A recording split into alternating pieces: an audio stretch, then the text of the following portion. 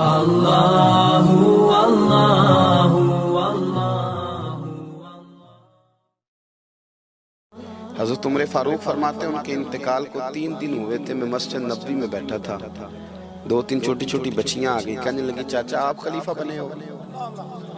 میں نے کہا پتر میں بناؤں؟ تو کہنے لگی چلیں پھر عصر کے بعد ابو بکر صدیق ہمارے گھر جاتے تھے۔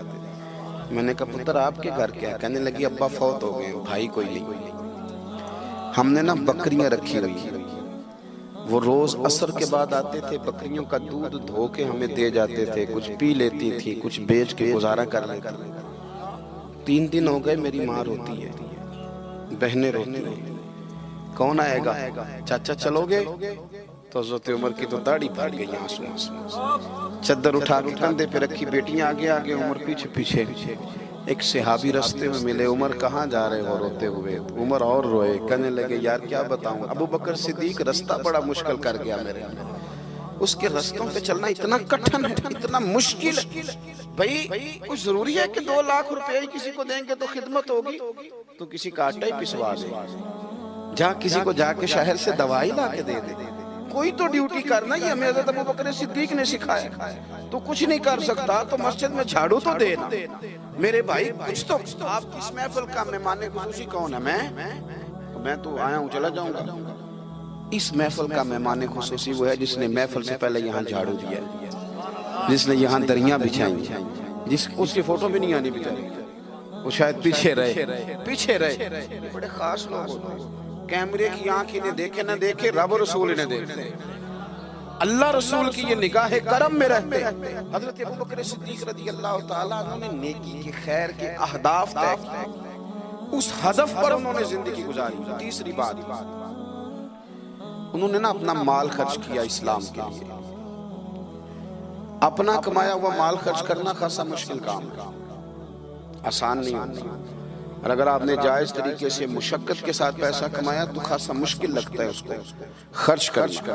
حضرت ابو بکر صدیق رضی اللہ تعالیٰ عنہ نے مال خرچ کیا، اور کس طرح خرچ کیا کہ جب حضور نے اشارہ کیا، جب اشارہ کیا، مسجد نبی بننے کی بات آئی تب بھی خرچ کیا، جہاد کی بات آئی تب بھی خرچ کیا۔ حالات اوپر نیچے ہوتے رہتے ہیں، جنگ میں حضور نے اعلان کیا تو حالات کچھ زیادہ مؤثر نہیں تھے صدیق اکبر کے، تو حضرت عمر کہتے ہیں اس دن میں نے سوچا آج میں نے آگے گزارنا، تو میں آدھا مال لے آیا گھر سے۔ کتنا؟ زکوٰۃ کتنے فیصد ہے؟ بول کے بتائیں، جوان کیوں نہیں بولتے؟ کتنے فیصد؟ زکوٰۃ 2.5% ہے، 2.5%، 100 میں سے 2.5 روپے۔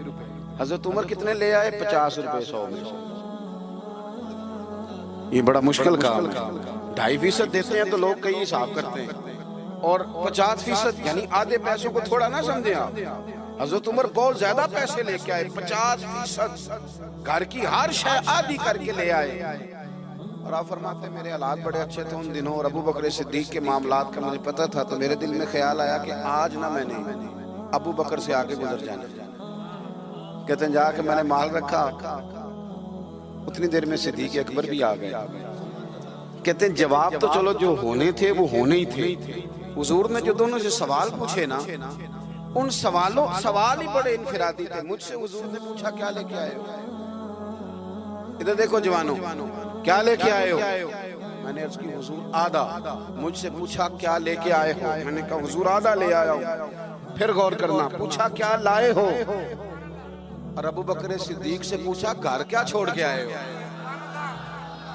آپ دیکھیں سوالوں میں ہی فرق ہے، مجھ سے پوچھا جا رہا ہے کیا لائے ہو، اور ان سے پوچھا کیا، اور ان کا جواب بھی بڑا انوکھا ہے۔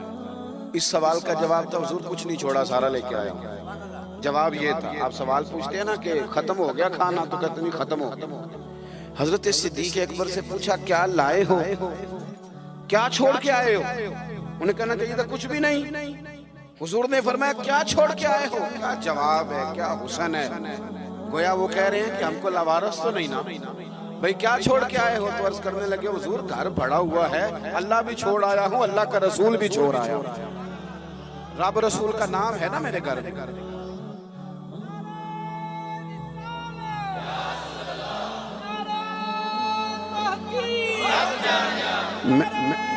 سنے فرماتے میں نا اللہ اور اس کے رسول، او بھائی ہمارے گھروں میں سارا کچھ ہے آج کل، اللہ رسول کا نام نہیں، معاذ اللہ۔ وہ کیا کہہ رہے تھے؟ جھاڑو پھیر کے ہر شے لے آیا، پر گھر میں اللہ رسول کا نام، اللہ رسول کا ذکر میرے گھر میں ہے۔ تو آپ نے کبھی کسی کتاب میں یہ پڑھا ہے یا کسی عالم نے بتایا ہے کہ اس کے بعد حضرت صدیق اکبر معاذ اللہ کنگال ہو گئے تھے؟ وہ تو پھر مالا مال تھے، اس کے بعد بھی کئی دفعہ دیا۔ وہ سبق بتا رہے ہیں، سبق ہمیں کہ رب رسول کے نام پہ سارا کچھ بھی لٹا دو گے نا تو گھر میں اللہ رسول کا نام ہونا چاہیے، بڑی برکتیں اللہ عطا فرمائے۔ ہم نے نا دولت تجوریوں میں بھر کے رکھی ہے، جو اصل دولت تھی اللہ رسول کا ذکر، اس سے ہم تھوڑے سے پیچھے۔ اب حدیث پاک سنیں، ہر بندہ حضرت صدیق اکبر کی عظمت بیان کرے گا اپنے علم کے مطابق، فہم کے مطابق، لیکن ان کی شان تک کون پہنچ سکتا ہے؟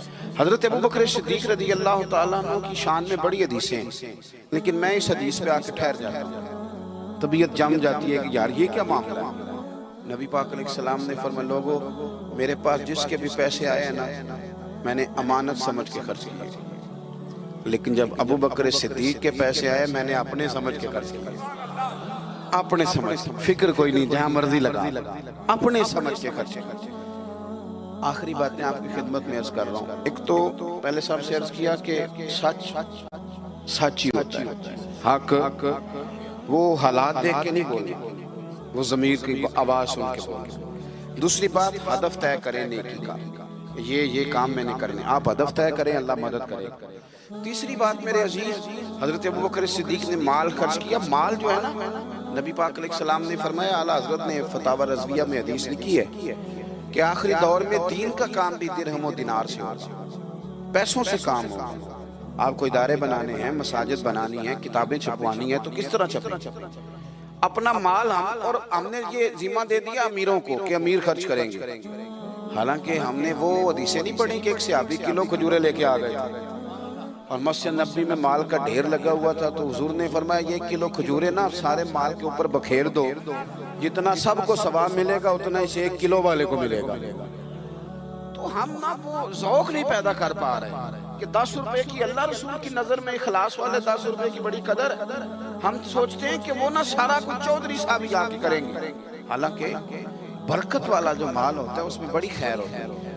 آخری بات جو بڑی ضروری ہے اس پر غور کریں، فیصلے زندگی میں جب بھی کریں انصاف پر مبنی کریں، محبت دیکھ کے فیصلہ نہ کریں۔ محبت اور ہوتی ہے، قابلیت اور ہوتی ہے، مجھے پر ہونا یہ فطری بات ہے، لیکن اس کا قابل ہونا یہ ایک الگ بات۔ ہر باپ کو اپنے بیٹے بیٹی سے محبت ہوتی ہے، یہ فطری تقاضا ہے، لیکن وہ قابل بھی ہو یہ ضروری نہیں ہوتا۔ حضرت صدیق اکبر کے اپنے بیٹے موجود تھے، وہ جاتے وقت کسی کو بھی خلیفہ بنا دیتے، موجود تھی ان کی اولاد، مسلمان تھی، کلمہ پڑھتی، صحابی تھے، 4 نسلیں صحابی حضرت صدیق بنا سکتے تھے نا۔ اور حضرت عمر نے تو کبھی ایسا نہیں کیا کہ تحفے بھیجے ہوں، دوستی بڑھائی ہو، بلکہ وہ تو کہتے ہیں کہ ہماری تو نیکیوں میں آگے گزرنے کی دوڑ ہی لگی رہی ساری، معاملہ دوڑ میں رہا۔ لیکن حضرت ابوبکر کا فیصلہ دیکھیں، جب وقت وصال آیا آپ نے فرمایا عمر کو بلاؤ، ساری چیزیں وصیتیں نصیحتیں کی، سب کچھ حضرت عمر کے سپرد کیا۔ لوگوں نے کہا کہ ابوبکر صدیق یہ تو بڑے سخت آدمی ہیں، آپ ایک سخت گیر آدمی کو بنا کے جا رہے ہیں۔ تو نبی پاک صلی اللہ علیہ وسلم کے غلام نے کیا جواب دیا؟ فرمانے لگے میں اس وقت دنیا سے جا رہا ہوں، اس موقع پہ بڑا جھوٹا آدمی بھی سچ بولنے لگا، میں جب اللہ رسول کی بارگاہ میں جاؤں گا تو مجھ سے پوچھا جائے گا کہ امت کے بارے میں کیا فیصلہ کر کے آئے ہو، تو میں کہوں گا امت میں جو سب سے بہترین تھا اسے امت کا سربراہ بنا کے آیا۔